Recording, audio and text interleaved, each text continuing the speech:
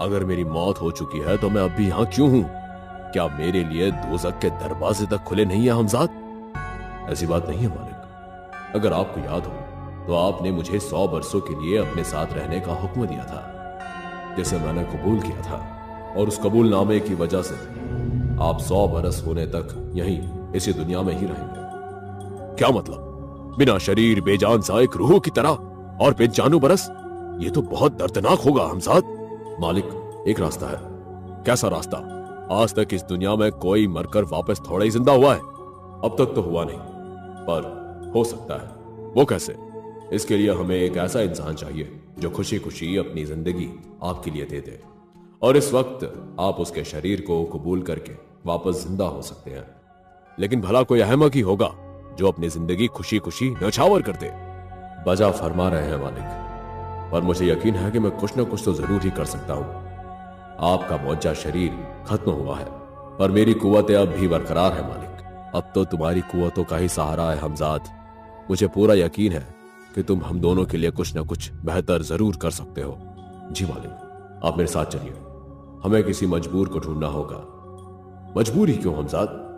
क्योंकि एक मजबूर इंसान ही हमारी बातों में आकर हमारे लिए वो सब करेगा जो हम चाहते हैं। तो चलिए। हमजाद मुझे अपने साथ एक जुआ खाने के बाहर ले आया। यहाँ तो निहायत ही लुच्चे लोग मिलेंगे हमजाद। भला किसी मजबूर इंसान का यहाँ क्या वास्ता?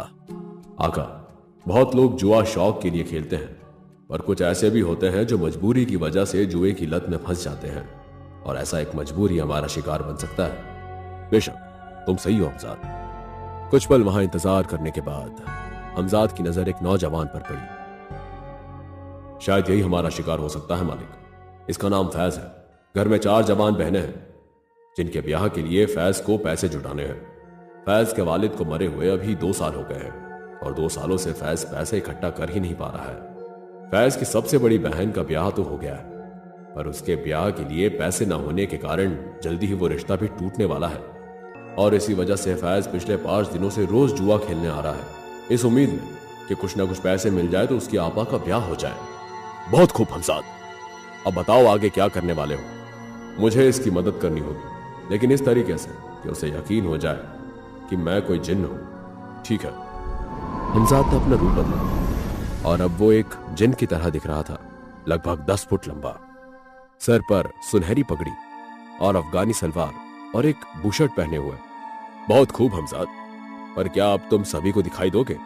नहीं आका, ऐसा कतई नहीं हो सकता। अब मैं आपको और फैज को दिखाई दूंगा। फैज मेरी बातें भी सुन पाएगा, और मैं उसके